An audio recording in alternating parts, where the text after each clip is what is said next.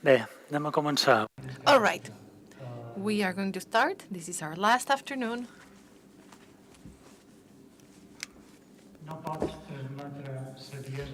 You cannot transmit knowledge and wisdom to another person because that's already within the person.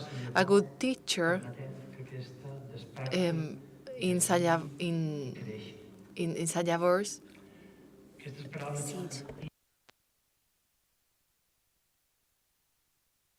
A good teacher knows that that's the seed that is within the students themselves.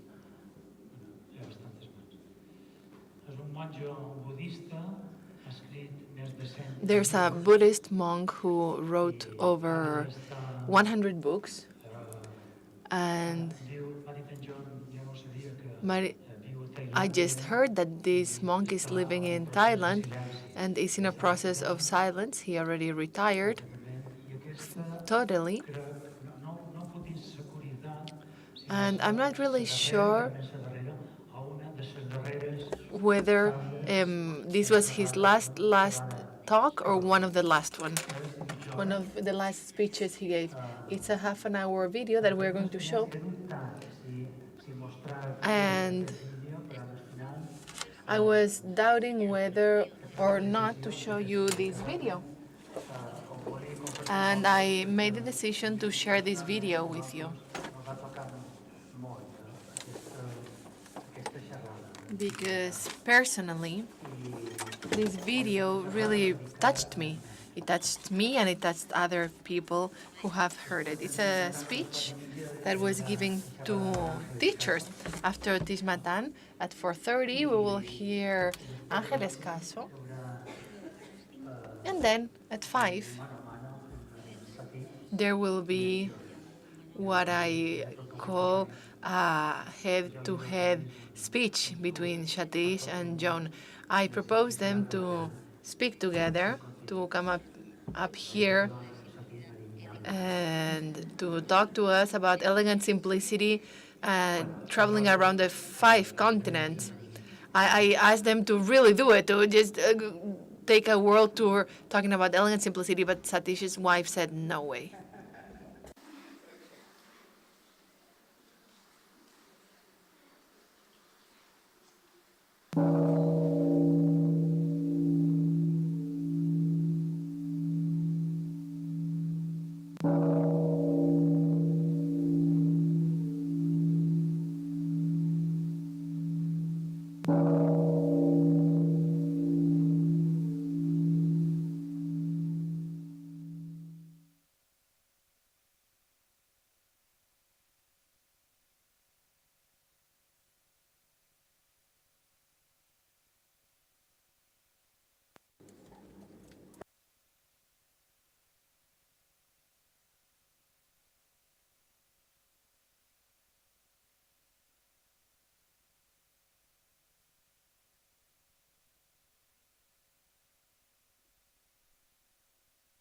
Sư Đào Nghiêm, Sister, now,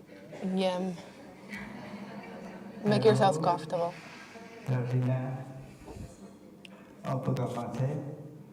Shall we start? Great. Welcome, my dear friends. Welcome, dear colleagues.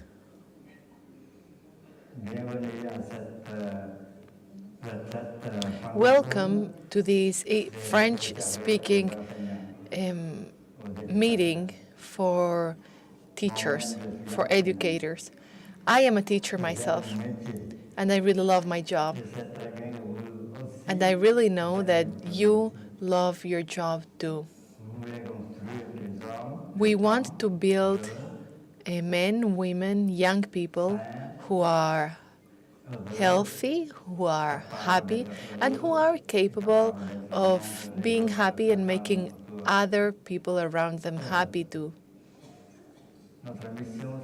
Our mission is not only to transmit knowledge.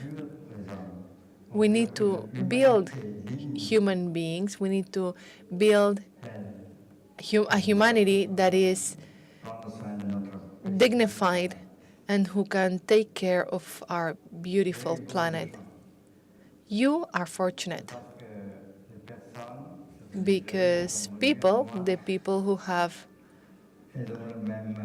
approached me, have the same ideal. Everyone wants to learn to change and to live happy, as well as to help others to live happily too. Every time I go inside my classroom, there is always a sort of mutual understanding between students and the teacher. In my classroom, there is also a type or some sort of fraternity, which makes the job of teaching, the job of learning, much easier. I'm always learning. I always try to find out about my students' life, and I talk to them about my challenges, my expectations. So communication is always good. We know that students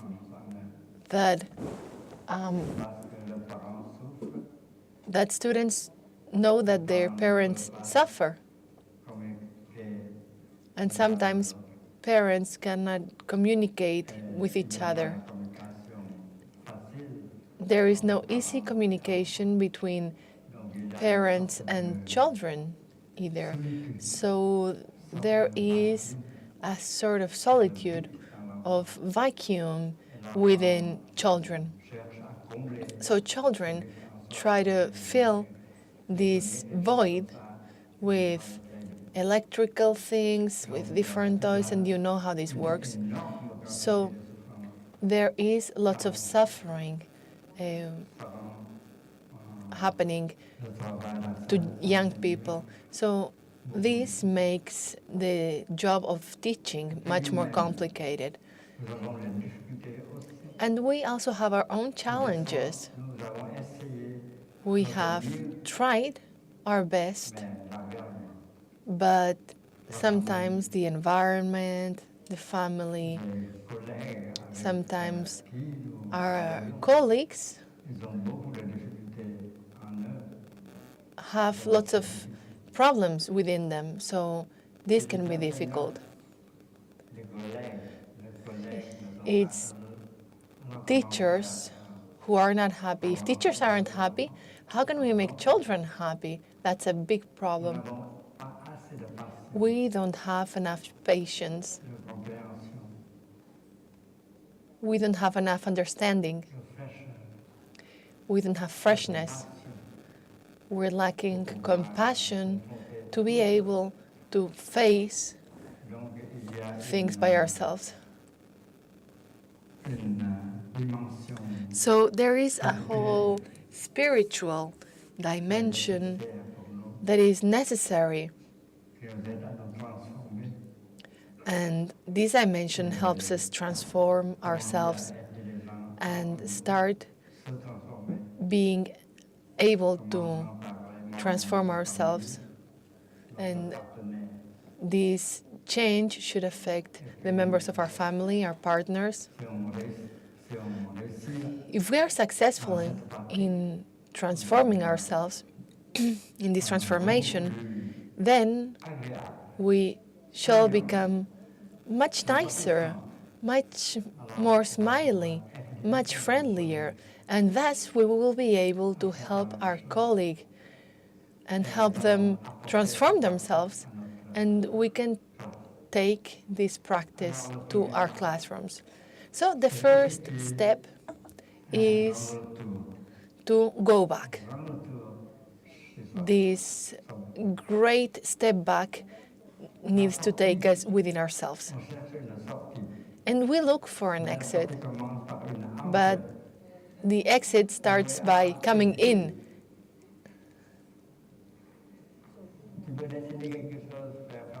Can you say something, please, Brother Filan? That's the great step back towards ourselves. In order to manage the difficulties, we need to take this step. And if we have the methods, we can do it. We can practice together happily.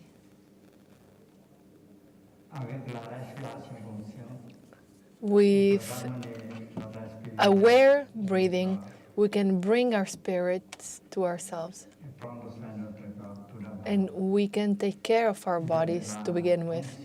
There are tensions, there is pain in our body. And thanks to this practice, we can come back to our bodies. We can be aware of the presence of that tension, of that suffering in our bodies. And we can breathe in such a way that we can release that suffering. 1 hour of practice can change many things. This is an exercise that Buddha himself proposed. I inhale, I am aware of my body. I come back to my body, which is marvelous. But my body doesn't have enough peace at this moment. And if there is no peace in the body, it's going to be much more difficult to have peace in our minds. Body and mind come together, so we need to start with our body. So we can work sitting, standing, lying. We can practice to relax our bodies. That is the most important thing. We can practice when we are sitting on the bus. We can practice while we are driving.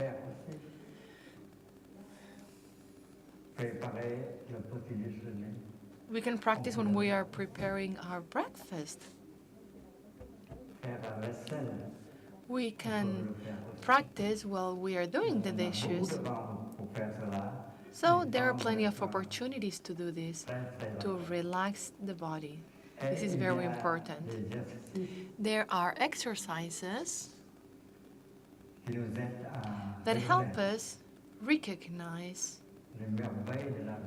the wonders of life, the beauty in nature that is available at this present moment. It is easy. If you inhale once, and if you pay full attention to your inhale, you can stop all thoughts. We think a lot, but our thoughts are not productive. We become more and more confused by thinking. I think, ergo, I am not really here. I think, so I get lost in my thoughts. If you focus only in your inhale, even if your inhale lasts only for 2 or 3 seconds, you stop thinking. You are free from your past, from your future, from your projects. And inhale can be pleasant. For someone who practices, an inhale can be very pleasant. You are alive. You are in the process of inhaling. It's really wonderful. Only those who are dead cannot inhale. I breathe, so I am alive, and being alive is a miracle. It's the largest wonder in the world. So, with your inhale, you are creating pleasure. And with this inhale, you bring your mind to the body. This is so because in our daily lives, often our bodies are there, but our minds are somewhere else. Our minds are trapped in the past, in the future, or in our projects, our rage. So body and mind are not together. And when this happens, we are not really alive. Mind needs to be together with the body for you to be able to be here and live this moment deeply, so that you can live deeply each moment in your life. And when mind and body are united, you are fully alive. You are fully present. And you may be able to recognize all the fact that all wonders in life are here. The sun, the trees, the birds, all of that is available here and now. It's sheer recognition of the beauty and the wonders of life.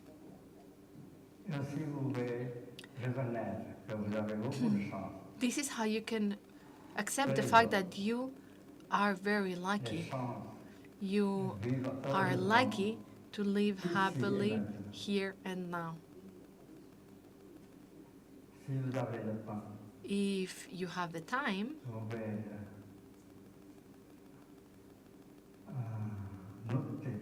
you can write down in a piece of paper the conditions of happiness that you already have now, that you don't have to look in the future. Probably one page won't be enough. 2, 3, 4 pages won't be enough. You are very fortunate. The conditions for happiness are there, and happiness can be possible here and now. That are the teachings of Buddha. The French people can be wise. What do we have to wait for to be happy? There is an exercise that helps us accept this. The wonders of life, the kingdom of God, the conditions for happiness are here. And you can generate a feeling of joy, a feeling of happiness at any moment and time and space. A true practitioner, someone who practices for real, is capable of generating a feeling of joy and happiness at any time. It's the art of happiness. It's simple, it's easy. Everyone can achieve this. And then there are 2 exercises. When a painful feeling starts to arise, when a painful feeling starts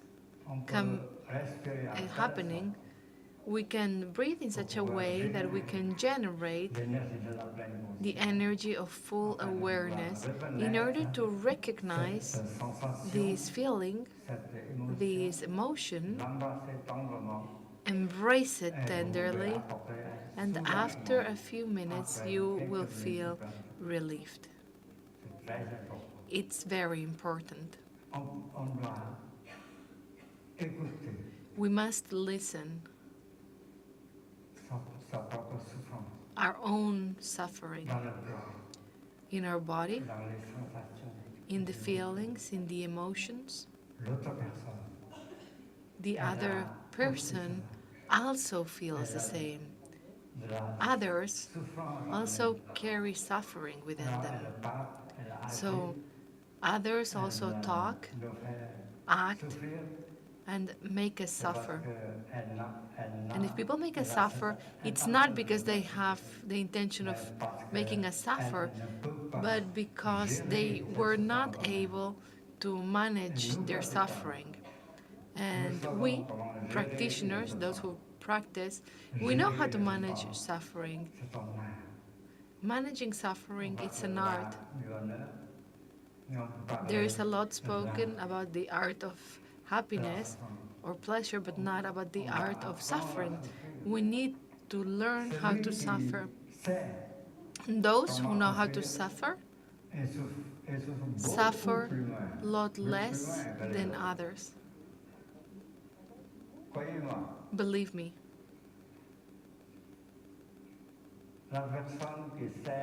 People who knows how to suffer suffer a lot less than others.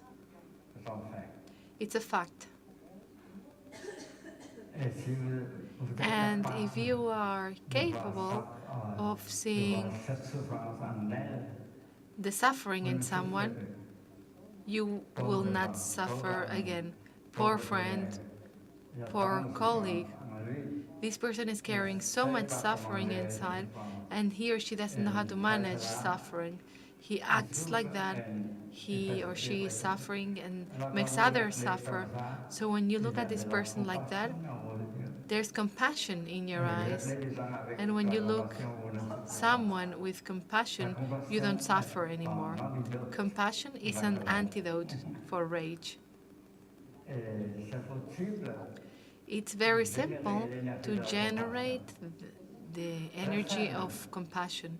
It's very simple. First, you need to recognize suffering in someone, and then you feel compassion towards that person, and you can smile and you can be kind and compassionate.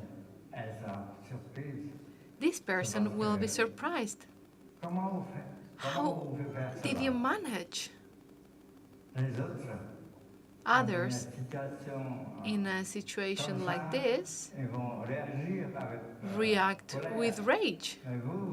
But you are relaxed, you smile, you are compassive. And that's how you can help others. You are going to, the first step was to take a step back home, and then you can help your partner, the members of your family.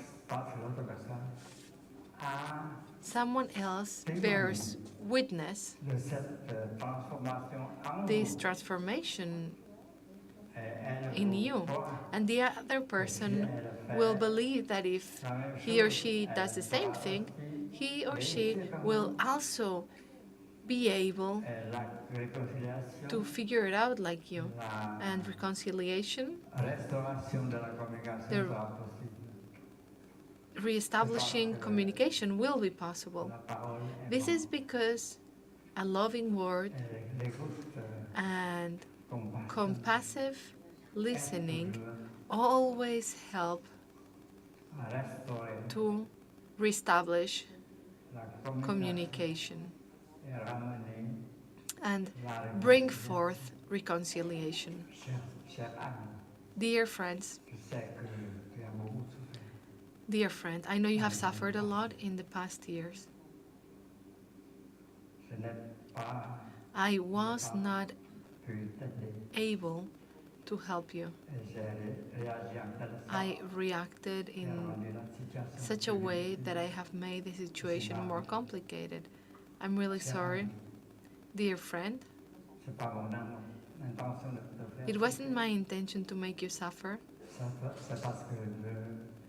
I did it because I didn't see and I didn't understand your enormous suffering. Help me, my friend. Open your heart to me. You have difficulties, you are suffering. I am sure that if I get to understand your suffering, I will not react the way I reacted in the past. Tu veux m'aider, mon ami. You need to help Faut me, me my dire friend. ce qui est dans ton cœur. You need to open your heart to me. C'est la parole aimante. That is a loving word. Et c'est la clé And that is the pour key ouvrir la that porte can du open cœur d'une personne. the doors of anyone's hearts. Very efficient. Même après 5 années de Even after 5 years of difficulties, this person will take you what he or she has in his or her heart. And now you can practice like Avalokiteshvara and listen with compassion and listen only L'écoute compassionnelle.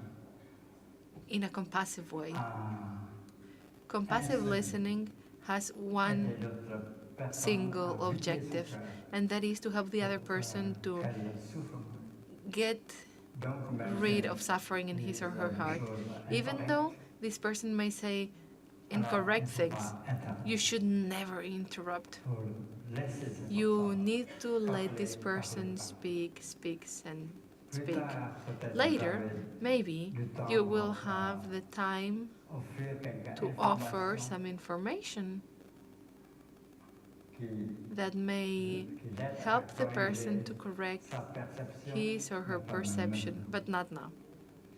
Très efficace. Very efficient. Restaurer la communication. Reestablish communication. Ramener la réconciliation. Bring forth Et avec reconciliation. la collaboration And with the collaboration of the son teacher, partenaire, his or her et sa partner, famille, and the on va family, effectuer we will take another step. another path. On peut approcher le milieu We du are travail, going to address y compris the job environment, which includes our colleagues, nos étudiants. our students. Nous savons bien que We know very well la plupart that de nos collègues ont most de of la our colleagues souffrance en eux. carry suffering within them. Déjà, si nous avons If la we compréhension, la are compassion, compassionate, nous souffrons beaucoup moins. compassion will help Quand us ces suffer choses-là, less quand cette personne-là when this person s'explose. explodes.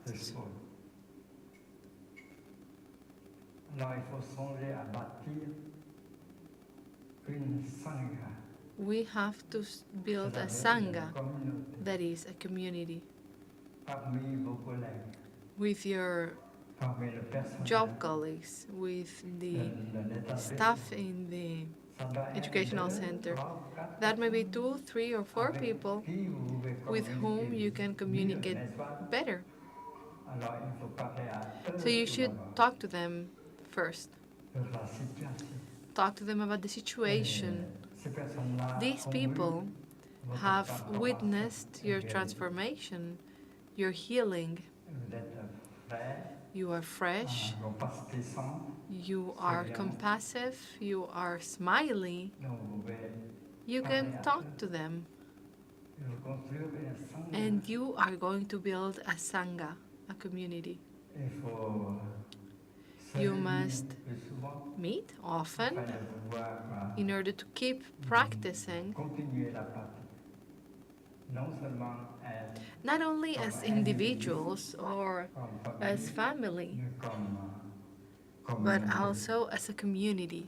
Bâtir une sangha. You are going to C'est build quelque chose a sangha. absolument. It's something absolument absolutely nécessaire. necessary. On peut très bien faire une marche méditative ensemble. We can On peut do a avoir walking ensemble. meditation together. We On peut can faire une session take a cup of tea de together. relaxation We totale can ensemble. do a total relaxation Et session on together. va créer une petite We are going communauté to create a small community composed d'enseignants of heureux. happy teachers. Les enseignants heureux Happy vont changer teachers le monde. will change the world. Avec cette petite With this sangha, small sangha or community, we are going to be able to change all teachers' all the community in our school. We can write them a letter. We can say something like, we are a group of people. We have done this and that. We have made a lot of changes in our life, in our jobs, in our schoolrooms. I think that if you want to join us, this would be wonderful. And colleagues will start enjoying that peace, will start enjoying that fraternity, that relaxation. We cannot go on like this, because if teachers are unhappy, if there is no harmony, no peace between them, then how can they help young people suffer less? How can they help them be successful in their jobs? To build a Sangha is something absolutely necessary. Each teacher must be a constructor or a builder of Sanghas. You know that after the illumination, the first thing that Buddha thought was building a Sangha. And he knew very well that without a Sangha he wouldn't be successful in his career as a Buddha.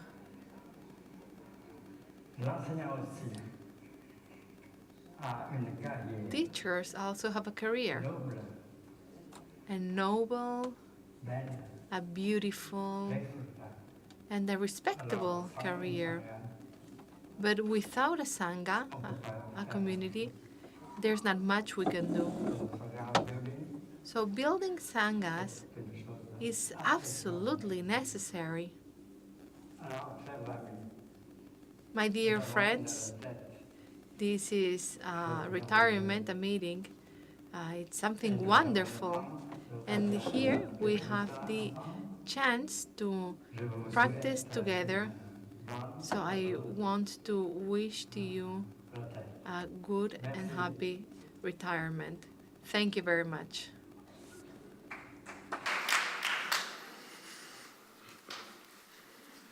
Bueno, ara tenim una presència femenina.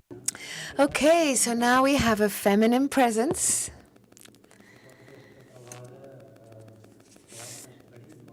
Although I have to say that throughout these gatherings, there's a very feminine presence. It's not that I want to justify myself, but there's many women that I actually had invited to come, but for different circumstances, they were not able to come. So hopefully next year. And it's almost like men are more accessible, maybe, more available to come. But all of the men who do come and talk to us have this feminine spirit very much alive. But I will really try my hardest to make sure that next year there's more women present here. In the gathering that we had yesterday with the young kids, there were 5 women, 5 girls, teenage girls, and then 3 men. And then at the end, finally, the ones that showed up and participated were 6 guys and 2 girls. So anyhow, welcome, Ángeles Caso.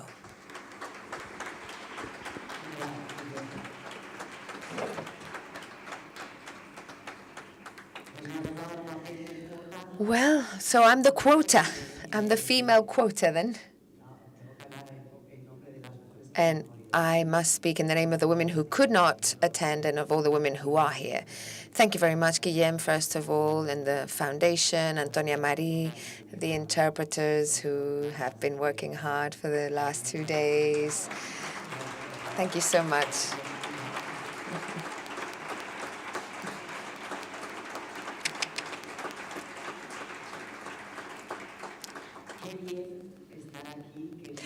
How wonderful to be here. The wonderful companionship of the people who have come up on this stage yesterday and today, up on this altar, because actually it is an altar. How wonderful that there's so many people here, people interested in all of this. I am not part of a teaching body, but I am a daughter of a teacher.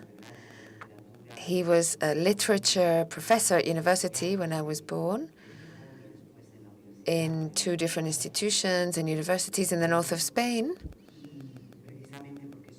And because I'm the daughter of a teacher, a man who actually reached that position from very humble origins, a little village by the mountains, he reached that position because he had a lot of vocation, but especially because he enjoyed great teachers when he was a kid in the little village school where he grew up. So because of all of that, I do know how important teachers are in our lives, in everybody's life. I know how important it is for a child to have amazing teachers, as I was lucky to have, in the public or state education system. And I also had my own personal master, who was my father. He took me by the hand when I was a small child and helped me walk along a pathway full of light and extraordinary things and beauty and gifts. I owe my father him gifting me with most of the wonderful things that I've enjoyed in my life. And I know it's a privilege. It's not what's normal. This morning, people were saying, what do I do with these children I have from destructured families, different cultures, immigrants, people who have severe problems? What a huge responsibility that you hold. It's giant. And also, I think that society is demanding more and more from schools.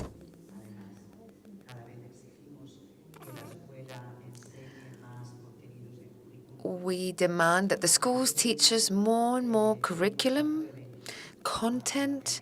We also want our children to always pass their exams so they can go into the game of competition that is established already from a very young age. And at the same time, I think that many families delegate.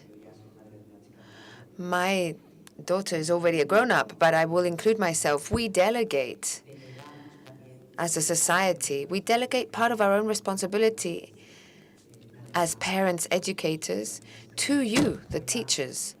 And we hope that school will teach the kids not only to add up and know where the rivers are and the list of all the kings that were studied in history classes.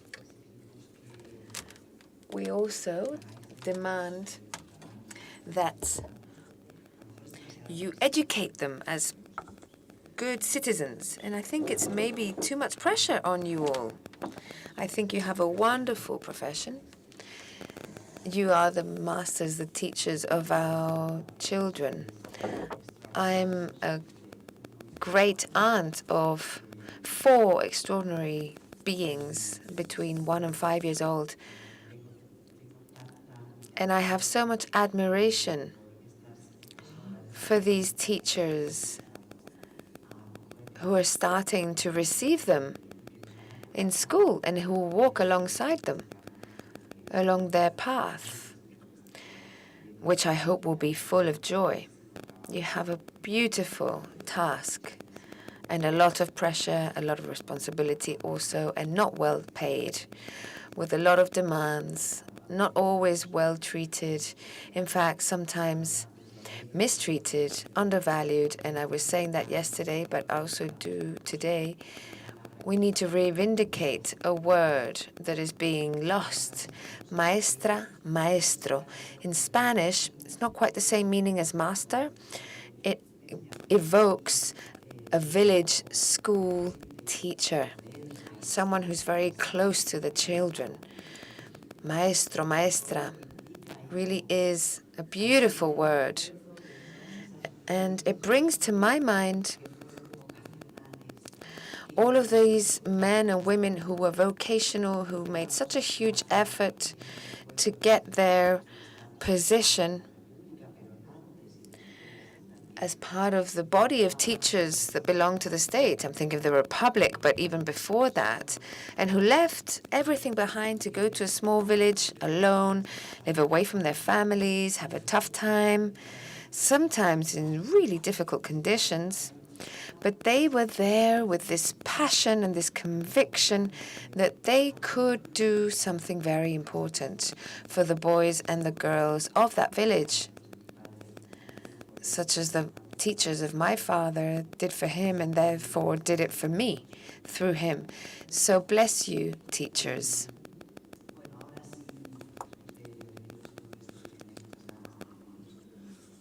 I really wanted to say this to you all, to honor you all in this way. And I would like to pick up on a topic that came up this morning, which is the issue of gender. I think that it's essential that nowadays we talk about gender, that we look through the eyes of gender, that we ask our teachers and relatives to practice this view of gender. I really thank Satish for his female side, which is really wonderful. And it makes you who you are, Satish. Makes you be the way you are, luckily for us all. And thank you for sharing that with us. But I think we do need role models, Satish. We do. It would be beautiful to be able to say, I will be the role model. And at the end of the day, I think we are too small, each individual, too fragile. We feel we are too small to be really convinced, even if we want to, that we can be a role model. And I think that it is very important to know that you are part of a community that walks alongside you from your own time, but also through the ages. As a writer, I know that I am part of a tree, a massive tree, full of branches. I am a leaf of a tree that has its origin in narration, storytelling, that then became literature, which is an attempt to explain ourselves, to explain to ourselves who we are. It's a tree made up of names like Homero. I am a daughter of Homero, but it's also a name, the name of Sappho. I'm also the daughter of Sappho. So I'm a daughter of Homer,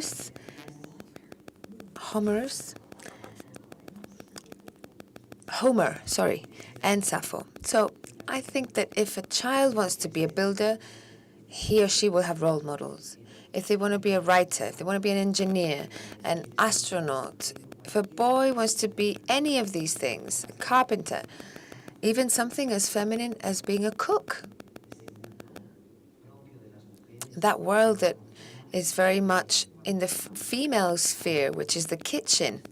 But when we come up the ranks to the area of prestige and fame and money, even the cooking world is also full of men. So boys have role models for almost everything, and girls don't. And we need to give them to them because they're very important in order to grow and develop and feel that we are part of this tree. I feel part of my tree, which is the tree of writers, and each person will need to feel part of the tree, the ancestry of people who have developed that profession throughout the ages. It's very important, but also it's very unfair that women should not have those role models. And in fact, it actually is not true that they didn't exist. The last few days, I have seen published the results of the latest study that has been done in Spain regarding the percentage of female names that appear in the textbooks that right now are being used in the schools, that all of you here use in the schools. And this really, the figures are despairing. Imagine all the primary and secondary school textbooks, only 7.5% of the names that are cited in history, art, literature, science are female. And in there surely will be included all of the school subjects. 7.5%. Not only is it unfair, but actually it doesn't reflect the truth. It reflects a patriarchal story, an androcentric story that has been purposely built from a will, an absolute will, of telling the story that what is valuable, what is important, what is brilliant, what has transformed the world has been done by men. And how that patriarchal story looks on women is this shapeless mass, gray form of people, women, who have spent their lives bearing children, feeding them, and stirring the pot so the food wouldn't get burnt.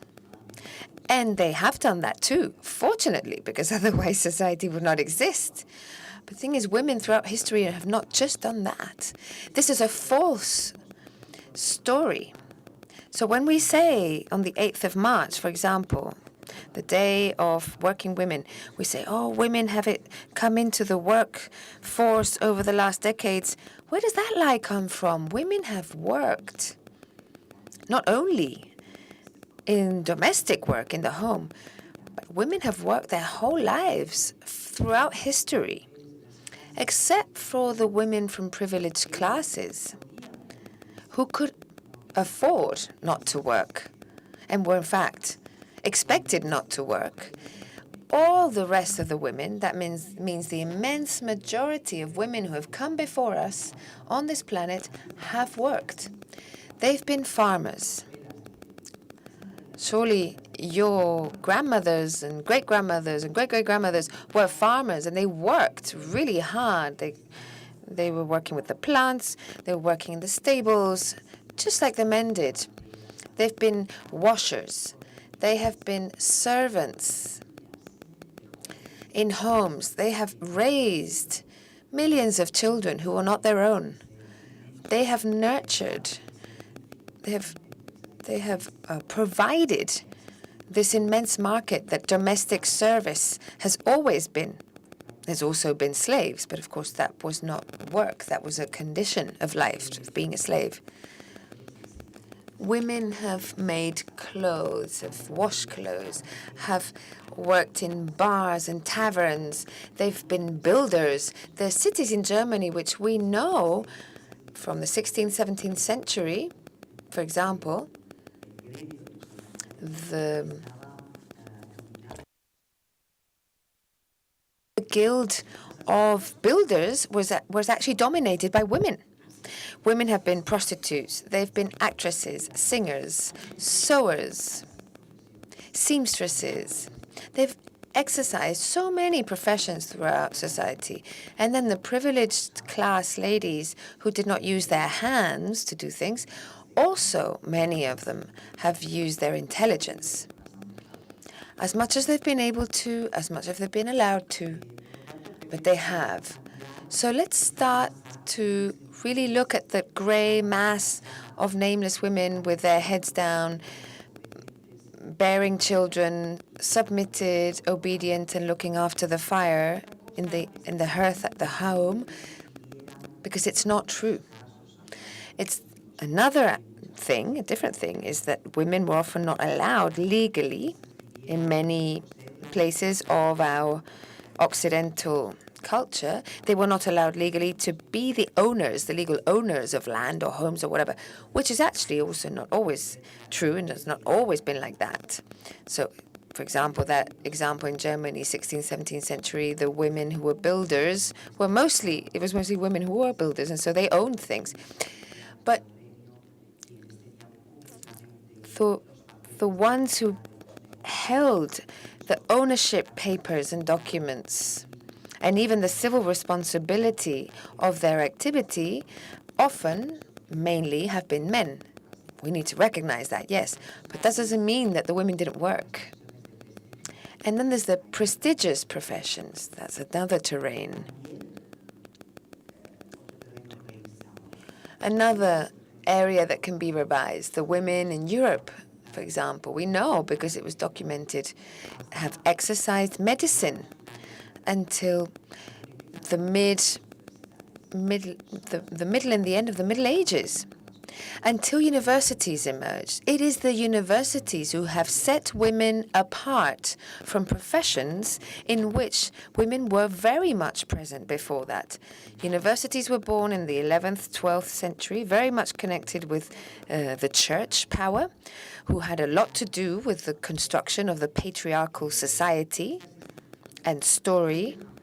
Those institutions, those universities, left the women out, reserved for the men, the training and the jobs with the most prestige, the ones that would bring individuals closer to power, the ones that would also generate more income. So, for example, women were set aside, moved away deliberately from medicine. But, for example, the medicine school in Salerno, Italy, there were women studying there very naturally. This was before the existence of universities. Once the universities were born, that school of medicine was closed in Salerno, and women were kicked out of the education system. And that's how we have remained for centuries, kicked out of the university world, and therefore the professional world, higher professional world, until the 20th century.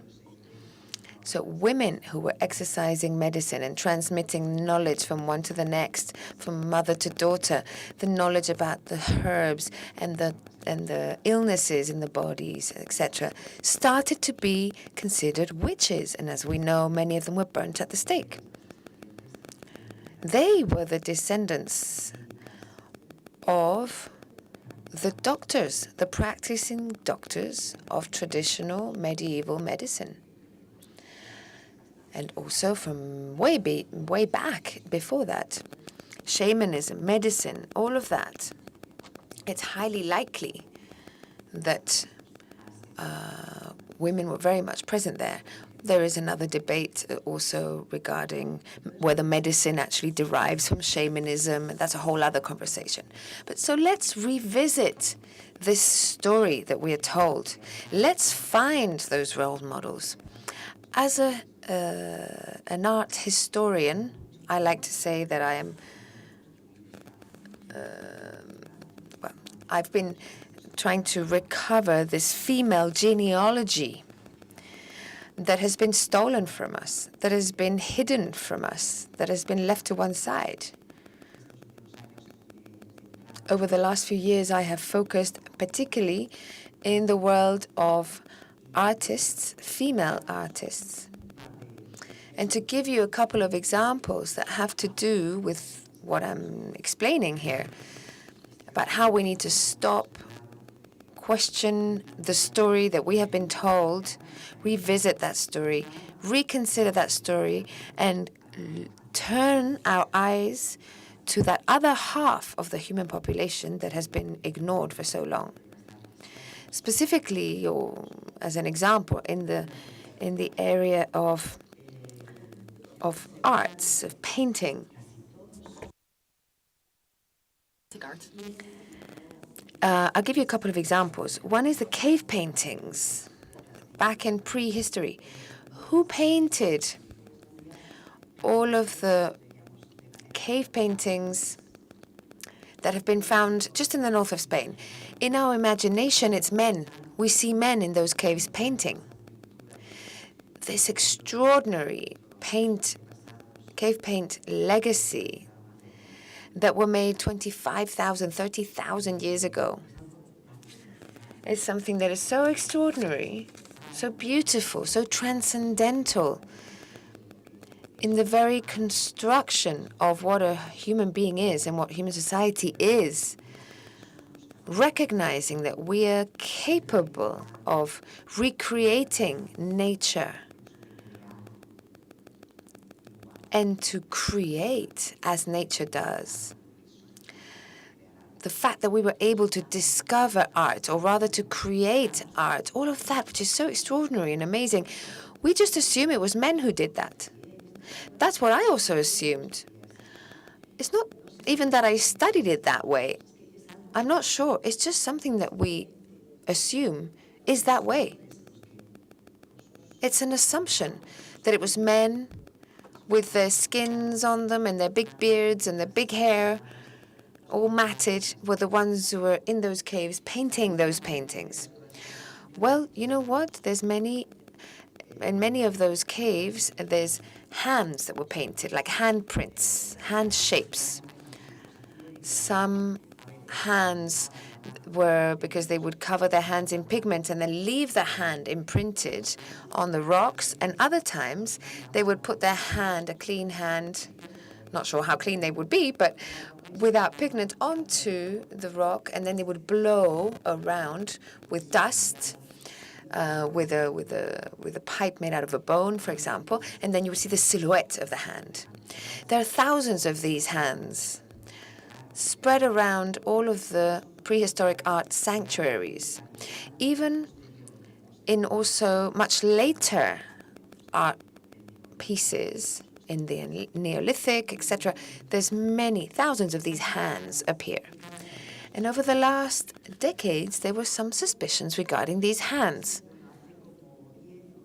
So 10, 12 years ago, perhaps a bit more, a gentleman who is English scientist, called, which sounds like a bit of a joke, but his name is Dr. Manning, from the man, no?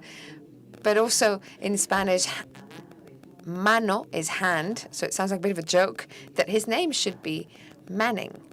So Dr. Manning established that there is a different proportion between the fingers, it's a ratio between the fingers of men and women, and it's different.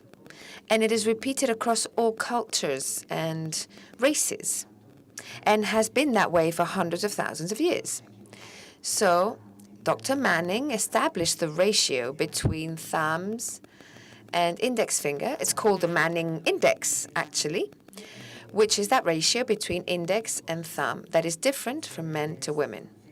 So with that knowledge, with that ratio, there was a team of French scientists from the French government who came up with a software called Galliman that actually measures the hands of prehistoric caves. What a surprise! Between more or less 50% of the hands are male and the other 50% are female. And this is something that's happening and coming up in all of the caves that are being measured. So not just in our own prehistory here in Spain, but in other cultural contexts, other times, like, for example, in Borneo, where they've been doing this. And the same thing has happened. So let's rewrite the story. Women were in those prehistoric caves. They left their handprints there. Just like they were there, we can assume that they also contributed to painting those bison, those deer, those animals, those scenes. The same with the Middle Ages. Why do we assume that temples, this one's a bit later than the Middle Ages, but we always assume that the Romanesque and pre-Romanesque artwork was done by men? These were family groups who moved from city to city, from kingdom to kingdom, family groups of men, women, and children who would move along and work in this artwork. And surely the women were also working on this artwork.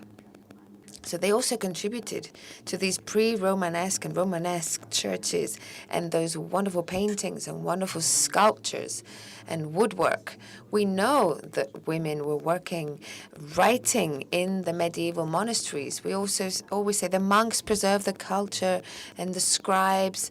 No, the monks and the nuns.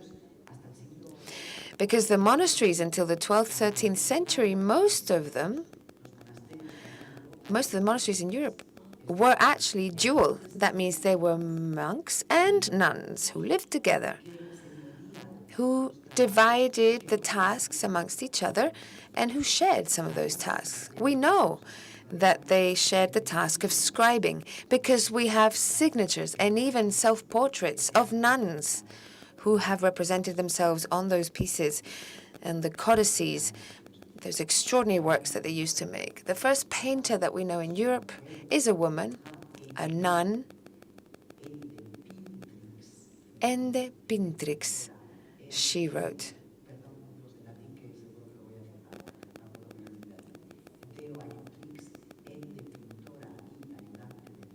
So in Latin she would write, Ende, painter and helper of God, made this book. That's what she wrote. This is an amazing book that has all these comments to a certain period of the religious history. This was done in the 9th century in a monastery in Spain, and it's now in Girona in the museum.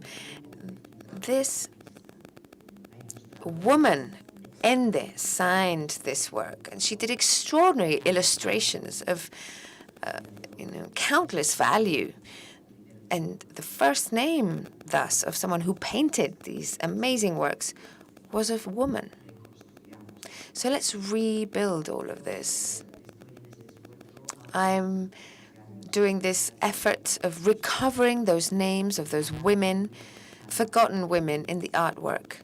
Right now, my present project is a book called Pintoras, Painters, which is aimed at children, and where I've recovered 25 forgotten female artists that have been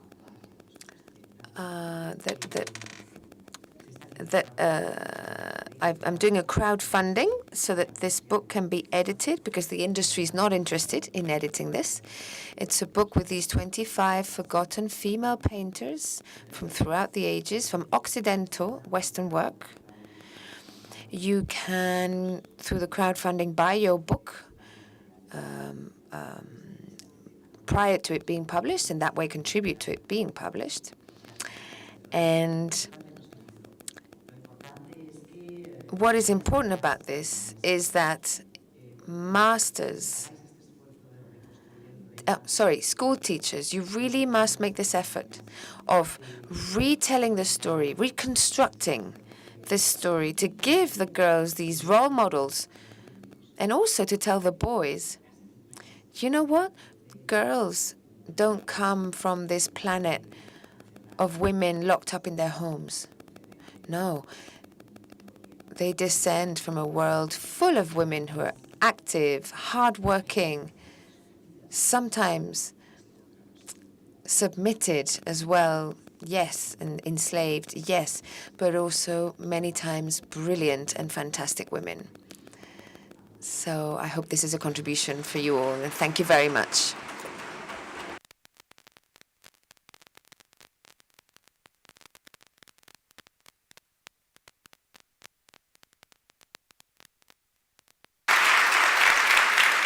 Gracias.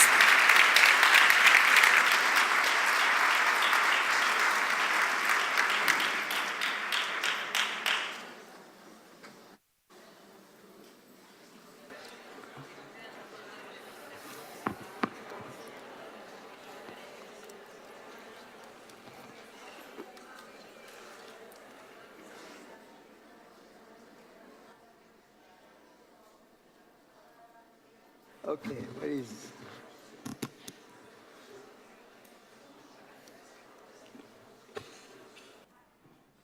Okay.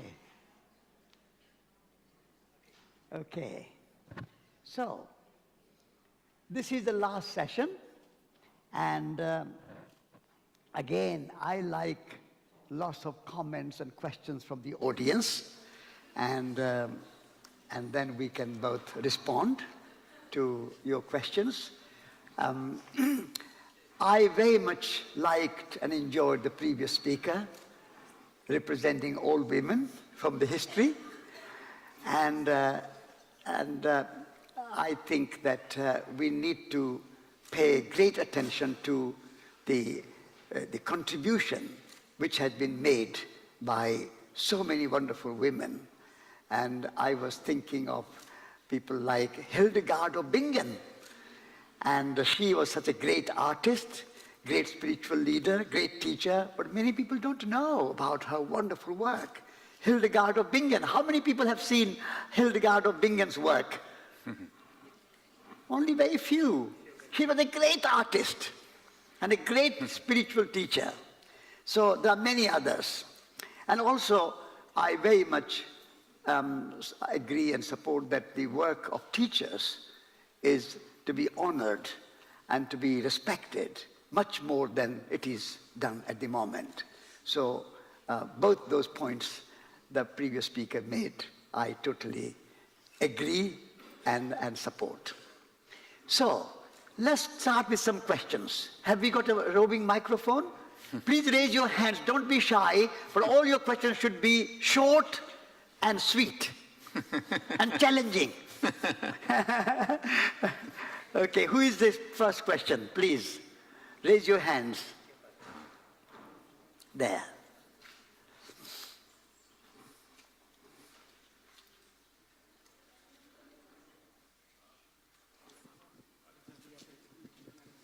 Hola, buenas tardes. Hello, good afternoon. My name is Oscar, and I'm a physical education teacher. I was having lunch with some colleagues, and we got to a point in our conversation where we realized that not much had been said about families in this meeting. So I would like to ask you, in the case of the Schumacher School, how did you establish, what were the guidelines that you used in order to involve and engage families? How did you invite families to be part of the school, if you have invited them? I suppose you have.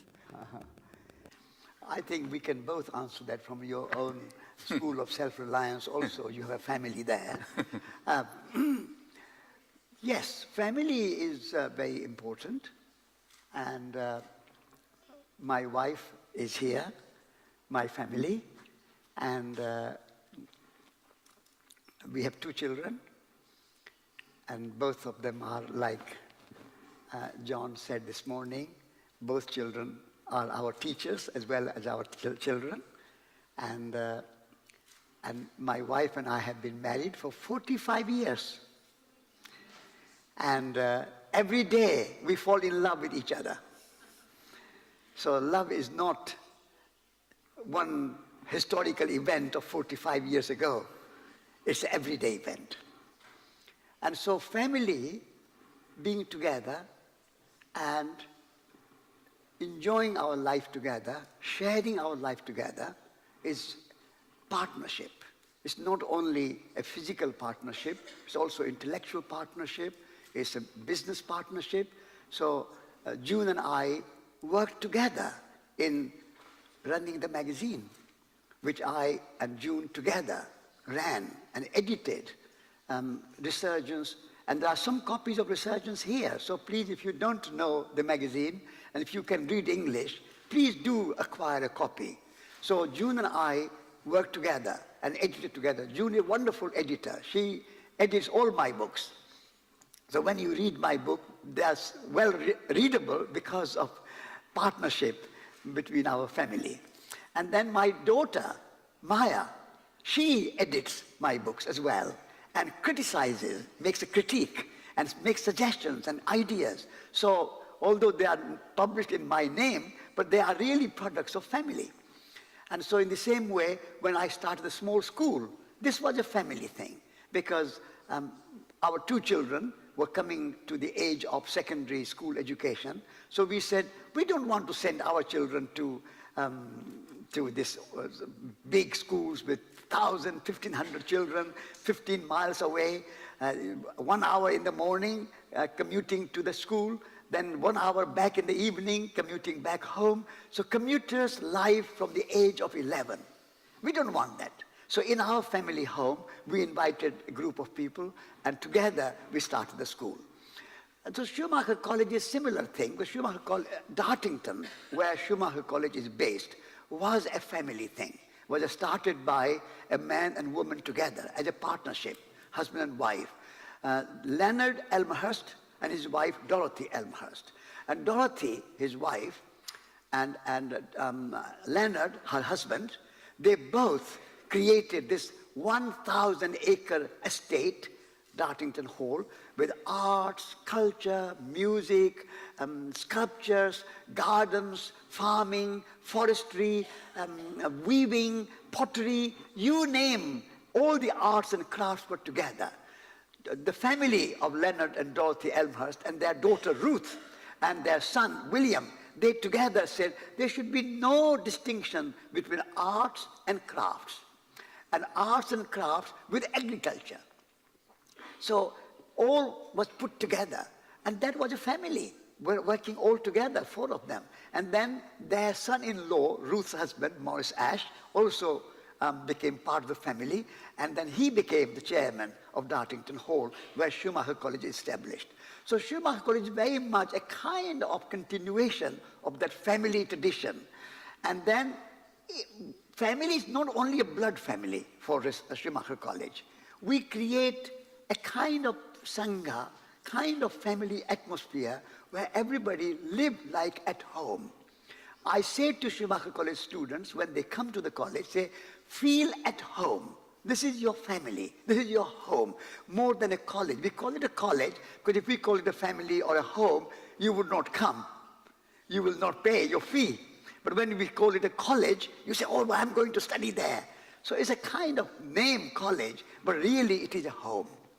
So feeling at home in the college and studying like studying in a family and working together, cooking together, gardening together, working. So if you want to experience the family atmosphere of Schumacher College, please come, especially if you can speak English. Our courses are in English, but of course sometimes people from Spain have come, 15 or 20 people from Spain all together come with an interpreter, a translator. And the whole week was all Spanish translation. I taught the course in English, but all together like wonderful work being done here of translation, it was all translated. So if you put a group together from Mallorca, 15 or 20 people, and come together with an interpreter, you know many wonderful interpreters here, translators, then you can have even a course for Spanish-speaking people as well. So it's a very much like a family atmosphere at Schumacher College. How about your School of Self-Reliance? For me, family is like a university of love. Yeah. It's only one place you can learn love easily. So, including us too, like a family, we need to learn what is love. Love is mean joining suffering and happiness together. Love, it does mean possessing each other. So, when we live together, we share suffering and happiness. Whenever it's hard, it's suffer, we help each other, we share with it. Whenever we're happy, we enjoy, we share happiness. So that's the way we learn love and care. With our family, it's very hard to learn this thing. So we think family is the most important part of our life. And then love is something that we need to transfer to next generation. But because of education system, cut off love from our life by taking the kid away from parents to the school. New generation doesn't know, they don't know what is love because they never experienced it in their life. For example, when I was a kid, I loved my mother a lot because my mother suffered a lot for me. When I was a kid, there's no flip-flop, there's no concrete road, but only sandy road. Sandy road in the hot sun is very hot. My mother carried me in the basket. One basket is the sticky rice, the food in the front basket. The back basket is me. So she carried me, walk with barefoot on the sandy road to the rice field, 2 kilometers. So I see the sweat came out from her neck. I can hear she breathing very loud, tired. But I see she struggled, she tried to go to the farm. That made me feel like she did everything for me. I love her. She sacrificed everything for me. That's the way I learned love. But during that time, the communists take over Vietnam and Cambodia, and they're very close to Thai border. The advertise from the government, they said, if communists take over Thailand, they're gonna separate the kid from parents. They will take the kid to the brainwash camp, so the kids can come back and order their parents to work hard. And then parents need to pull the cart instead of cows or buffalo, work hard. And then they give food to parents, only 1 can of rice per day. So that's the advertisement everywhere. I cry and cry and cry. I don't want to be separate from my mother, my father.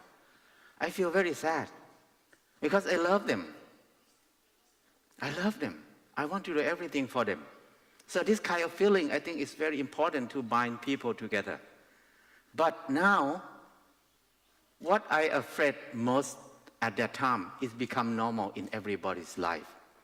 All the kids in Thailand were taken away from their parents to the brainwash camp they call kindergarten or school. All the kids from there, they came back home. They don't do anything, just tell, Mom, I want food. Mom, I want money. Mom, I want that, I want it. They never do anything. And then their parents need to work hard, very hard, to make enough money to feed the family. Some people just eat instant noodle, 1 bag of instant noodle per meal. Just imagine 1 instant noodle, 1 bag. If you grab it very tight, it's less than 1-2 spoons. That's less than 1 can of rice in communist era. So this is the big change. And then now, new generation don't value love because they don't know what is love. They grew up, they were sent to school somewhere, and then there's nothing about love at all. So new generation, when we talk about love, they don't understand it. When we talk about love, they just think about have sex. That's all they think about it. But sex is not love. When you have sex not very long, you get tired of it, you just separate and get somebody, have sex with somebody else. And then never find somebody who you can live with. More and more people don't know how to be together now. So that's the main problem. So I think the family is very important thing. It's the place where human can transfer the most important heritage of human. That's love and care. So I think kids need to be with parents. That's it. Very good, very good, yeah, very good. I think when John was talking about his mother, I also remember my mother, and we were 8 brothers and sisters. So big family. And then in our family, we also had our uncles and their family and their children, and our aunts and her, or 2 aunts, and their children. So it was a big family. And even now, when I go to India to visit my family, sometimes all my nephews and nieces gather around me, and there are nearly 100 of them. Such a big family. There's a kind of sangha, like a community, big sangha, like a plum village. So nowadays, we just have very kind of nuclear family, husband and wife. And Both of them are working. So they all day they are separate with some other men, some other women, some other people. And then they just meet for the weekend or evenings. So family life has not been honored and respected in our modern industrial society. So if we can bring back and respect our parents and live with our old parents, and old parents live with us, and we take care of each other, that is something we need to rethink about it. Our modern industrial urban system is not very friendly to family life, which is a very sad thing. Thank you. Let's have a next question.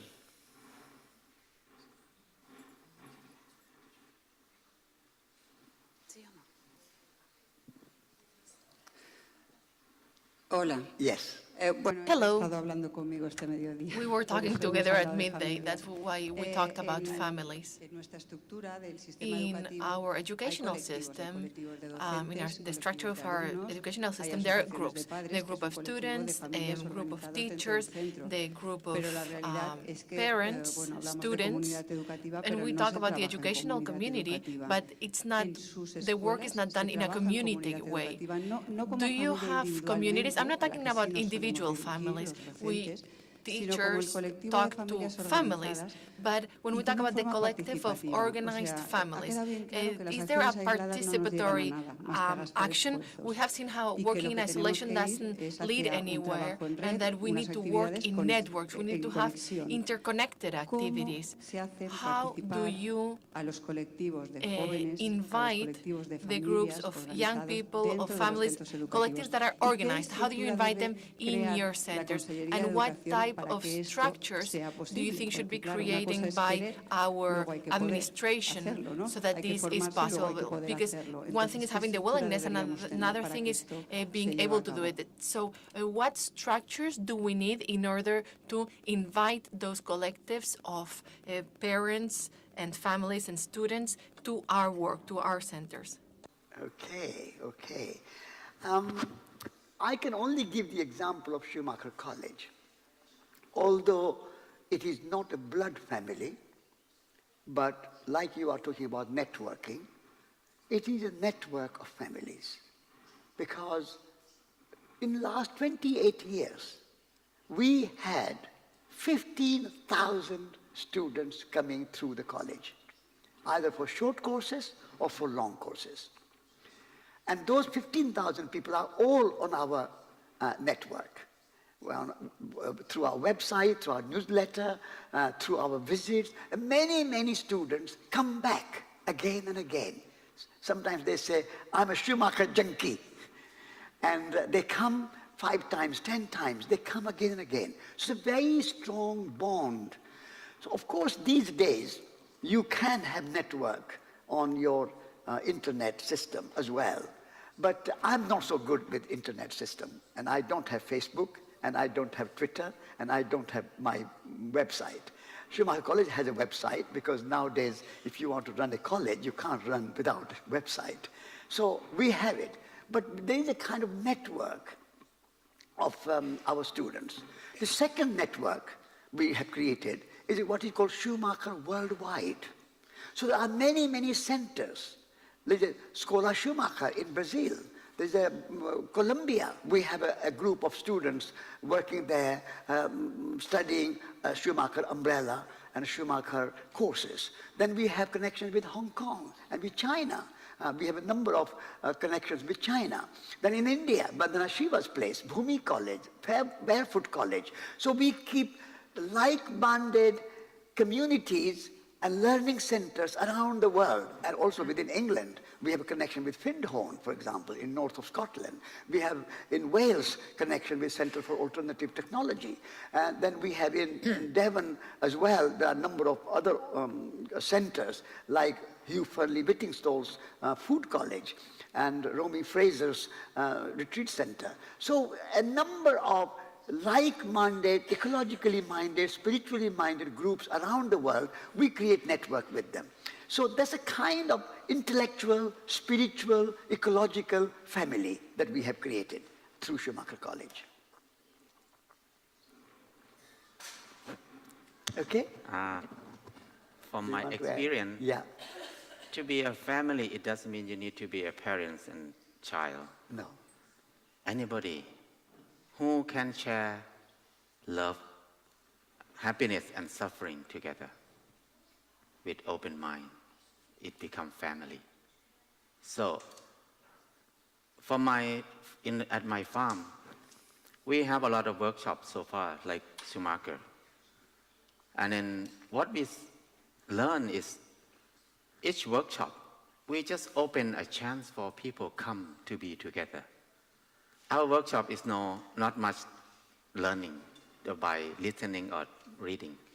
Mainly, we just work together. We do a lot of building because mainly people come to learn natural building with us and farming. So many people come from different career, different places. When they come, they have to be in the mud together, play in the mud.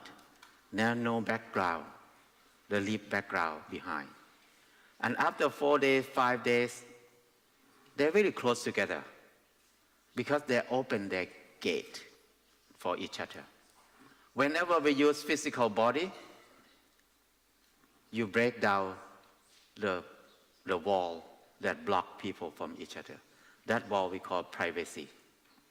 Privacy is the big thing to block people from each other. Before that, we don't have this word in our country. But in the last 20 years, it started to be a strong and strong word. People use it more and more. So when people come to work together with physical body, all the walls will break down easily. You just have fun. When you get tired, you be normal people. When you don't feel tired, you become specialists. You become some people who have special skill. But when you get into the mud pit, you are normal. Everybody normal. You get mud the same. So that makes people bind together very quick. And after that, after the workshop, they went back home, they still connect together. And then they have joy force. Oh, this month we make a house for this person. This month we make a house for this person. So they share a lot of things like that. So I feel like it's a very interesting way of people create their own family in another way. Like my wife, she never do anything about building. But when she came to live with me, she know how to build. Now she started teaching building. And now she start to do women building workshop. In the last 5 years, she have created this workshop in many countries. And many people from the beginning until now, they still connect together. Because they feel like they have changed a lot to play in the mud together. They can't believe that women can build a house. Because in many societies, we taught each other that building a house is men's work. Women is weak. The women cannot work hard. They have to cook and take care of the kids. Building a house is a big thing in many people's life. But when they came to the workshop, in 5 days, you can build a house. They feel like, wow, how can I do that? And then they start to do more and more and more. So I can see this group of people is very deep connect together. They have a meeting often, have a party, have joint thing together often. So communities or family is something can come up anytime because deeply everybody need community, need family. But we don't have a chance to come together. How can we create that chance? That's the key. So for us, we use mud pit as a place, as a meeting point. Very good. Thank you. Okay. Next question, please.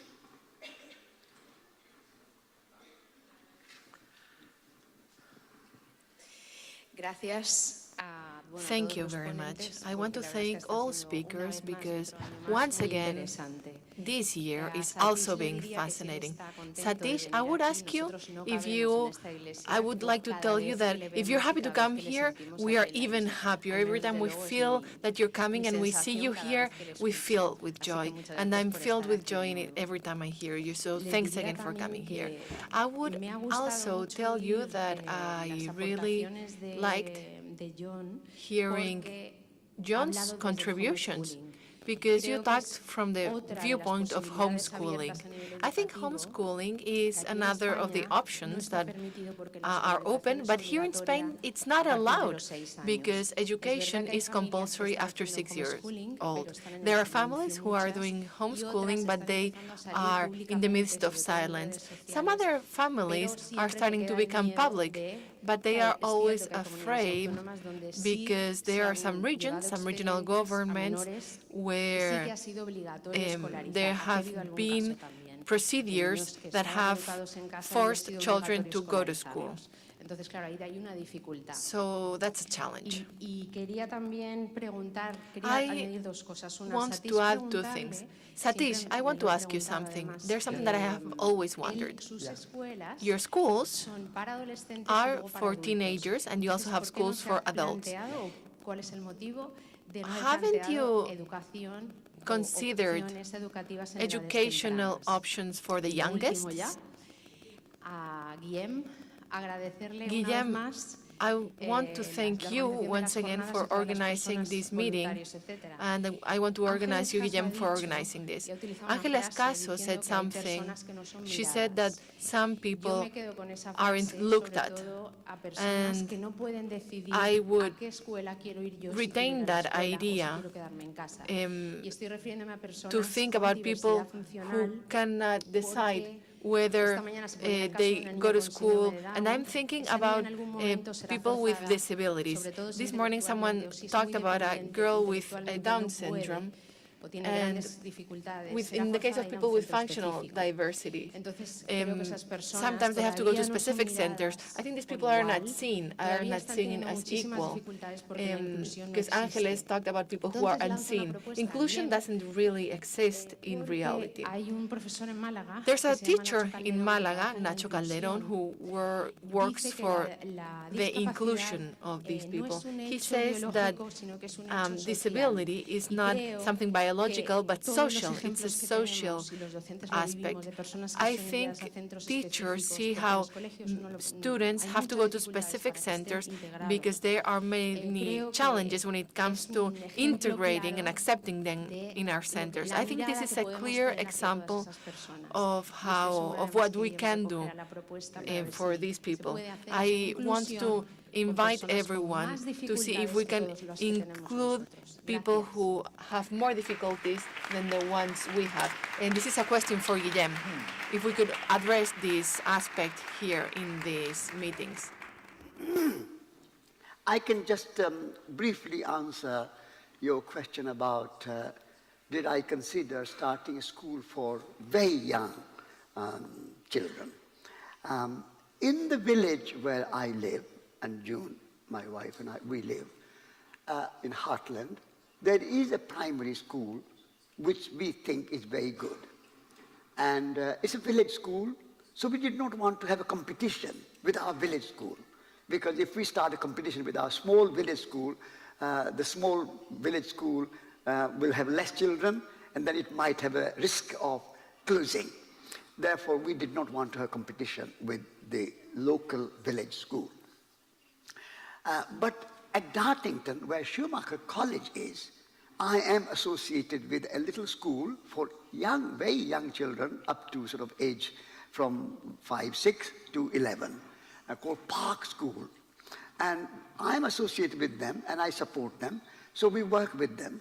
And so we did have a school where ecology, spirituality, holistic education, children learning by doing, head, heart, and hands, all these principles which we have for the small school in Heartland and Schumacher College for the adults, those principles are also applied in this little school at Dartington, which is just around the corner, sort of within walking distance from Schumacher College. So we have one experiment there. So that's my comment on your one question, but maybe you want to address the remaining points. We have quite similar problem here because our government don't support alternative school in the beginning. And So- homeschooling. And homeschooling? Homeschooling is Yeah. considered alternative Okay. schooling. So we need to fight a lot, need to do a lot of movement in the country to push the government for many years until they start to have new constitution that people can have right to do their own education for their kid, and the government need to support that. But it's only in the constitution. The government never advertise that, never educate people that they have right to do that. Until now, many government officials don't know that we can do homeschooling in Thailand. Many parents need to get up and start to come out and do homeschooling. And it's very hard to communicate with government officials because government, they have this only one idea, one thinking that school means you need to learn 8 subjects. And then you need to take the exam. You need to pass the standard of the country. But all the parents don't agree. All this thing is not necessary for school. So we fight a lot. Until now, we're still fighting. Because they try to bring it back. So we're still fighting now. That's why we have to talk more often, talk on the TV often, organize events like this often, make it become A movement. topic, a movement, make it become a movement. I think everywhere, because education is one thing, the one most important thing to control people. If you control education, you can control everybody. So that's why they want to keep education in the same curriculum. You have one standard. So it's easy to control everybody. But now, the world is not like that anymore. It worked well in the past, but now it's new era. We have internet, we have things. So many parents start to connect together with Facebook, with Line, with many things. So we gather together a lot. So I have to go to many places now to encourage people to come out and talk about education is killing our kid. It ruined our life, it ruined our country. So with education right now, we ruin everything, the whole world. We need new thinking, new idea. We need different thinking. Because the system make it the same. People, everybody think the same. So we cannot solve the problem. Because everybody think the same way. You cannot solve the problem. That's why there's so many problems we cannot solve it right now. Just garbage. Why we cannot solve garbage problem? Because everybody think the same way. It's flooding everywhere. When it floods, people have no water to drink. What happened? There's a lot of water. Why we don't have water to drink? This is a crisis of education system. So I think we need to get up and make a movement. Change education system. Change it for us, for everybody, for our next generation. If we don't do it, they just keep pressing at us like this and even keep going like this. So we have the same problem. Yeah. There you go.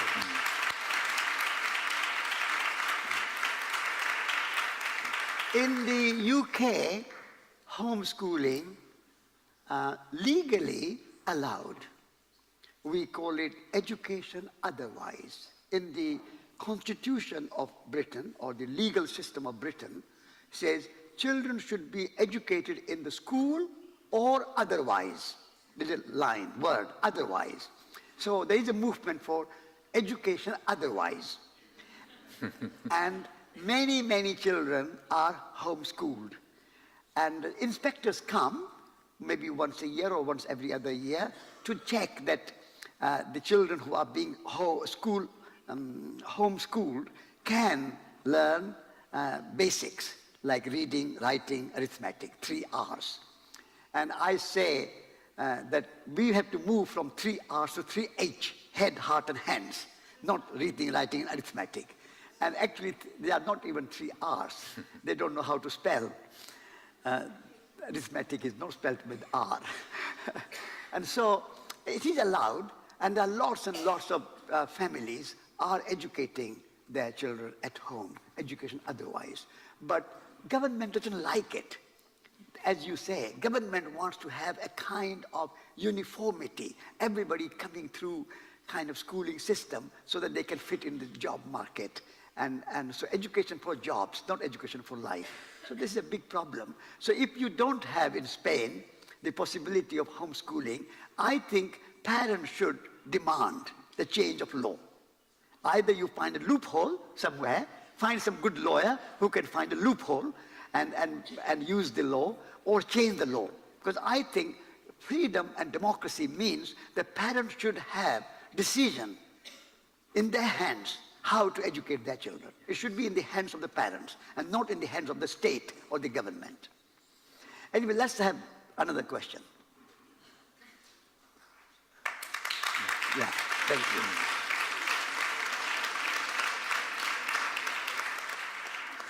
Yes. Hello, and thank you. I have a question that is totally related with what you're saying. I think homeschooling education is probably fantastic. And can you hear me? Yes. Okay, good. But a lot of us can't do that. Yeah, a lot of us, parents, families, we work and we live in this society that we have created, and we don't have probably the time nor the means to educate our children. So we send them to school. Now, that doesn't mean we want to be completely apart from school. We don't want to leave in the hands of the school the entire responsibility of educating the children. We also want to be a part of it. And I was wondering, how do schools include families in the education of children? Because as they were asking around here, I think that's a very important issue. The teachers wonder, and the parents wonder. Because the truth is, I have a 12-year-old daughter, so I've been through a number of schools, not many, but a few, and I've always tried to be a part of them. And it's not always easy to have a voice as a parent in the school, because the school doesn't really want to be told by parents how they should do things, and I understand that. And the parents don't want to be told by the teachers how they should educate their children at home. But we need to work together. What can we do to work together? Yes. Very good question. Very good question. You know, in this conference, we are representing and presenting many models, many ways of doing things. Homeschooling is one very important and very radical and very revolutionary step. You saw the film from Russia, Mikhail. His school system is another one example. My small school in Heartland, Park School in Dartington, Schumacher College is another example. There's no one model which should be everywhere. Everybody must follow one way. No. You have to decide what is best for you here, in your condition.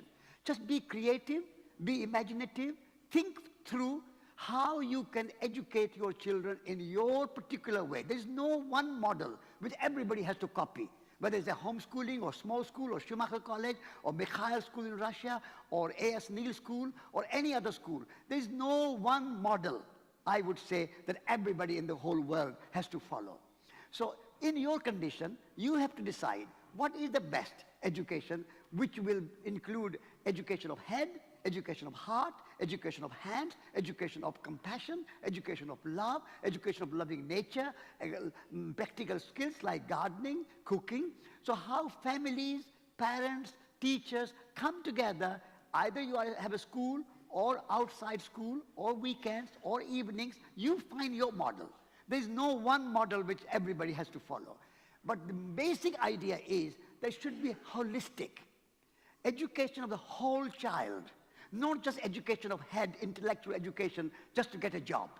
That kind of education will ruin the life of the children and when they become adults, and they will just become a cog in the machine. And they will not be able to use their intellect, their imagination the way they should be able to use. So if you can nurture and nourish the imagination of children, if you can nurture and nourish the practical skills of children and teach children how to grow food, how to cook food, how to build a house, how to live well, how to respect nature, how to not waste, how not to pollute, all these basic principles we have to remember, perennial wisdom. Then how you implement it, in what form you do it, you have to decide. My friend coming from Thailand cannot impose his system on the whole world. I coming from Heartland with a model of small school or Schumacher College cannot impose our idea on everybody. We are only giving you an example what we did in our condition, our situation, how we managed to bring eternal and perennial principles of ecology, spirituality, holistic education in our condition and our situation. You find your own way and make your own way successful. That's all I can say.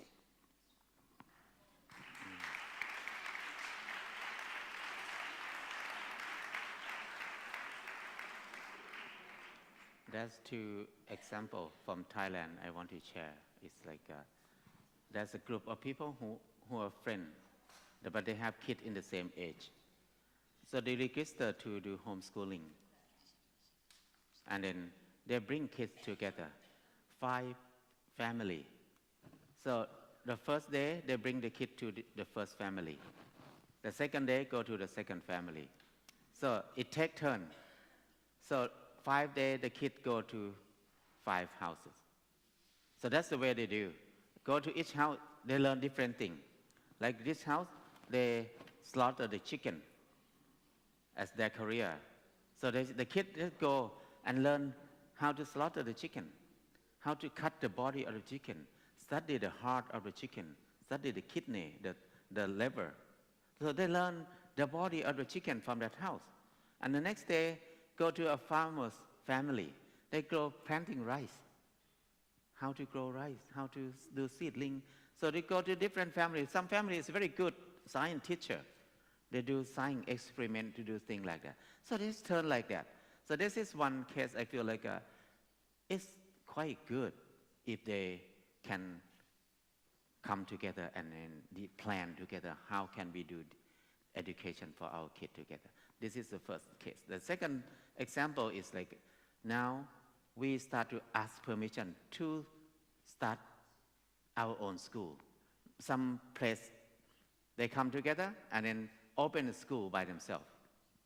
But they make curriculum, everything as the government want, but they teach difference. So they bring the kid to learn, like a science. They learn about plant instead of sitting in a class learning about this is leaf, this is roots, something. They bring the kid to grow vegetable, do something like that. So we saw like many places open the school like this. Very small school. They don't accept many kids. Only 10, 20 kids at most. For their own kids, they open a school. So this is one way we can do. Because the government official, they did not come every day to check. So we're not here, we can do anything with the kids. We can let the kid play anything, it's fine. So if they want the beautiful report, we can write a beautiful report for them. It's okay, that's what they want. But we need to do what we want. Our kids want like this. We teach them like this. So I think everything has hole. Every rules have some gap. So try to find a hole and go around. Thank you, thank you. Okay, next question, please.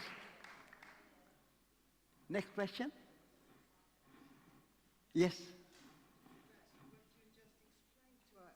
What you just explained to us, on the whole, how long does that last? A year or 6 months or several years? Or For homeschooling, it's quite similar. Some family is more than 10 years already.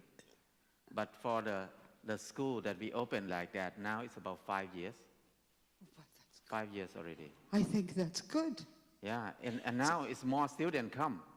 And then when it start to grow bigger and bigger, and then the government official came, we answer anything perfectly. whatever they want to test, the kid can do anything. So what do you want? So they need to accept it now. Because we show that we do better than normal school that they did. And we never use money from government at all. Wow. So we can do it. When they see that, they accept it. That's why now education system in Thailand start to change a lot. More alternative education, more alternative school open in many places in Thailand now. Yeah, very good. We need to start from us. Yeah. Because it start from the top is so hard. It's too complicated. Sometimes people ask me, have you finished? Yeah. Some people ask me, should we make change from within the system, or should we have a change and transformation from outside the system? My personal answer is that if you are in the system and you can influence your system in some way, start from there. You start your journey wherever you are. If you are not in the system, like I was not in the system, and John is not in the system, we can start something outside the system. And both experimentation, I said this morning when the Minister of Education was here, the experimentation is very important. You should experiment and evolve. And so if you are in the system, in a school, get your teachers together with your head teacher, headmistress, headmaster, other teachers together, parents together, and say, within the existing system, how can we make some improvements? How can we make, say, every week, once a week, children should go out in nature, walk in the mountains, make a pilgrimage, and learn about nature? How can we, within the system, bring food which is organic, local, fresh, healthy, delicious for the children? Can we change the food? How can we do a garden in the school? Within the system, because most of you are in the system, and I'm not saying that all of you can just start tomorrow homeschooling and get out of your school system. No, it is not possible. Change happens gradually. But within the system, there are possibilities. You can make improvements. You can bring a garden. You can bring good food. You can take children out. You can start some skills. You can start some crafts. You can start some arts. All this kind of exam-oriented subjects only. This is not necessary. So begin your journey wherever you are. You don't have to say, I'm far behind or far ahead. There is no measurement. Begin your journey wherever you are and make some gradual changes, some improvement, some transformation, some kind of evolution. Then I think we can make a journey.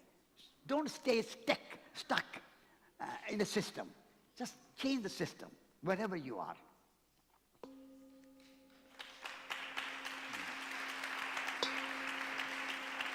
Yes? 2 questions? 2 more questions. No, 2 minutes. Guillaume says we have time for 2 questions. Next question? Any hand there? Hand there.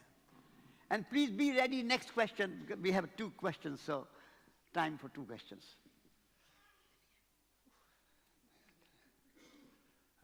Hola a tots, a totes. Hello, everyone.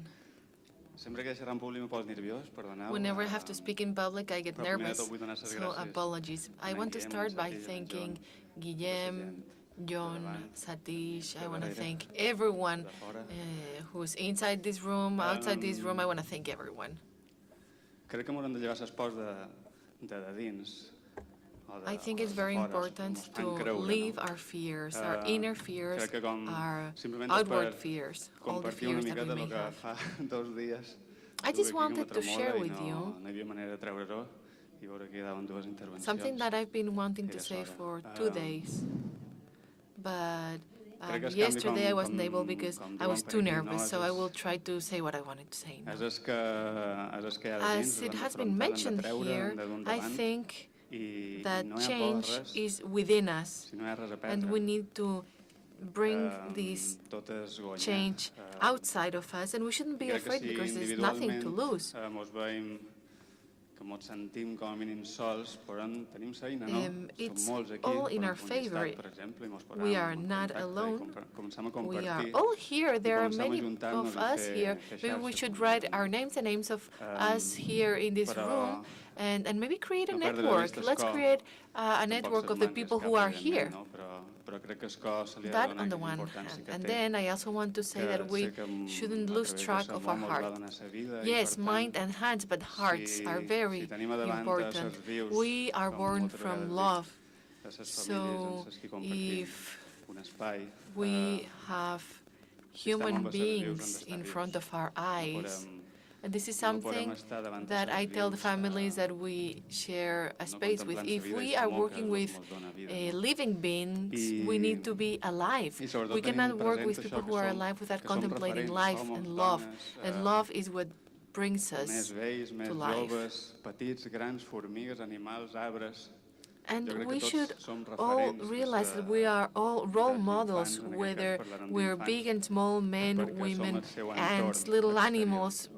I All com of molts de us sabeu, are role supos, models molts for de sabeu boys segur, and girls. Because we are sobretot talking aquesta about boys and girls, imitació we del que are fa all role el que models of transmet their i el exterior que, world. del que els And infants veuen, no? I se mouen what d'un children nas, do is sobretot en els imitate. adults i els referents, no? Children Per tant, imitate cultivem what és they una see. invitació, és un So convidar what we que adults do cultivem, is very sa important. mort We en are els role nas models a for them. individus individuals, And nosaltres, I per would dir-ho like d'alguna to manera, a invite individus you all solitaris, no? to Sa relació amb mi mateix, promote també, and i sa foster that relació love en that sa brings entorn us viu, together. sigui en sa forma We que should sigui, foster com diuen, our no? relationships, M'agrada our molt com ho relationship diuen, with sa ourselves, tit, and no? the Sa meditació. relationships that we have with I the això, environment that confiança, surrounds us. amor i As Satish endavant. says in his És un meditations, crit. so Des de sa let's no des de sa lluita, trust, sinó des de let's sa amor i sa confiança. Jo no crec base en our lluitar, work crec en- in love, o sigui, per mi, and let's aixecar una go on muntanya forward. des de sa I'm amor basing what I say in love. I don't believe in m'acosta struggling. I believe in love and Endavant, trust. gràcies. Very good. It's It's a possible comment, not to a build question. mountains if we do so based on love. Yeah. It's a think- comment, it's you. not a question. I think it's time to think about change right now. Because if you don't think it now, it can be too late. It's time to think. Because everything changed so fast, but the education system did not change. So we did not change ourselves, our kid, to prepare. So we're going to be suffering for them a lot because the world goes so fast. But education system still focus on teach people to be a good worker, like become doctor, teacher, or architect, engineer, or something like that. But now, soon, in the next few years, this career can be disappear. Because everything changed so fast. It's the time to prepare for the change. If we don't prepare, we start to study very hard to be accountant. But soon, this career going to disappear from the earth. Even teacher career going to disappear too. Why? Because we can learn from anywhere easily. You can learn more from teacher. So many things change fast like this. We need to think about new thing that coming up. That's only one way that we can survive on this earth. Everything changes fast. That's what we need to remind ourselves. We cannot think the same way anymore. Many careers are going to disappear in the next 5 or 10 years. We don't know. And many new careers we don't know is coming up. Like before that, nobody know teaching yoga can be career. Nobody know what is life coaching in the past. But now it can be career everywhere. So something like this. And then in the same time, many careers are going to disappear because we have new program, new technique to replace it. So this is a big change. So I feel like we cannot fix the old house. It's too hard, too much. Build a new house better. That's the idea. Thank you. Very good.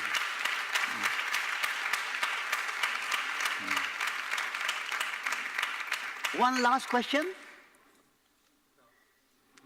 Okay, all done.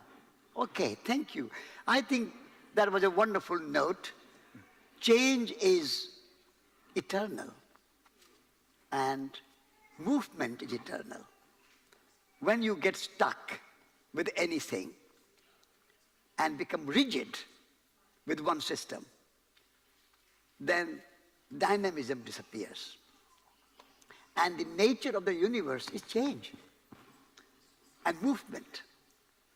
Movement, pilgrimage. I call it pilgrimage. The earth itself is moving all the time around the sun. The whole earth is moving. Why our educational system is not moving? If the earth is moving, our educational system should also move. The nature is evolving. Evolution is the natural principle of nature. If nature is evolving, species are evolving, why education is not evolving? And therefore, we should be part of this evolution and change and transformation.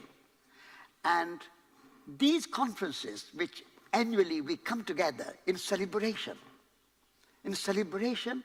of our aspirations, our inspirations, our imagination, our creativity, our preparedness to change, our courage to change. Drop the fear of change.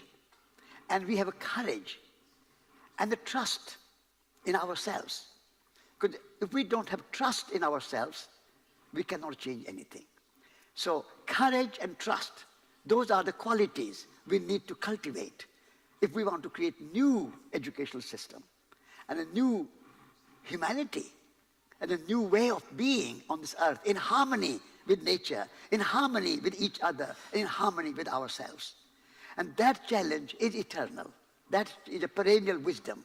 It's whatever time we come in, whatever technology, economics, industry, business, politics, educational system, they all come and go. But the land will be here always. And soil will be here always. And the earth will be here. Life will be here. So I always call the technology, business, economics, politics, industry, all these things are like icing on the cake. The real cake is life and nature. So if we can sustain and nurture and nourish life and let the systems which are serving life remain, but the systems which do not serve life can change, and we must change them. And this is why this conference is called Education for Life, which is life which has to be nurtured, nourished, and sustained. So with these words, I thank you all for participating in this conference year after year and year. And also thank you, Guillaume, and your colleague and your team for working to do this wonderful conference year after year, in spite of many difficulties. And thank you, all the interpreters and translators, and all our technology experts and helpers, and all the camera people, and all the volunteers. Yeah, volunteers, all the volunteers who have been so wonderful, looking after all the speakers and looking after all the things. Thank you, volunteers.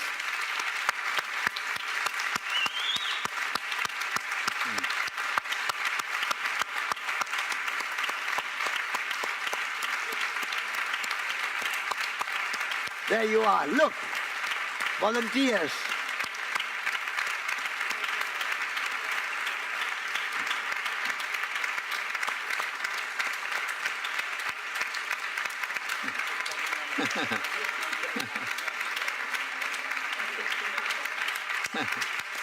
Yes, yes.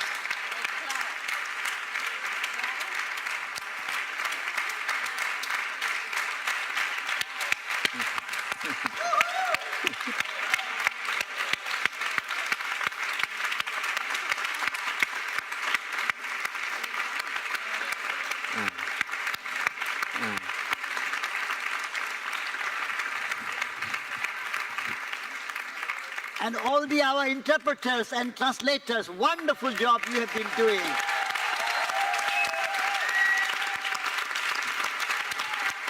Thank you, thank you. It was a wonderful translation.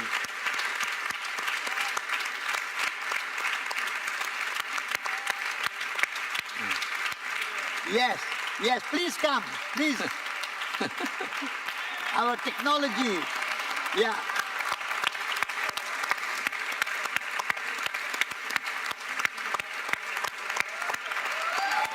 Yeah. Invite some people of the audience. Audience. Please, some of the audience people should come, because without you, without the audience, there'll be no conference. So thank you very much.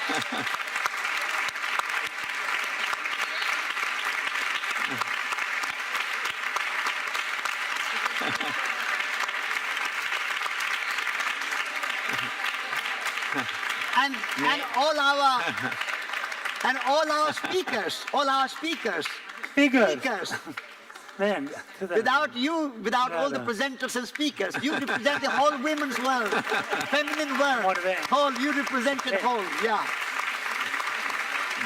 And Guillaume, and yeah, Emma, you here. Yes, yes, please. Please. Thank you very much. It's a wonderful team.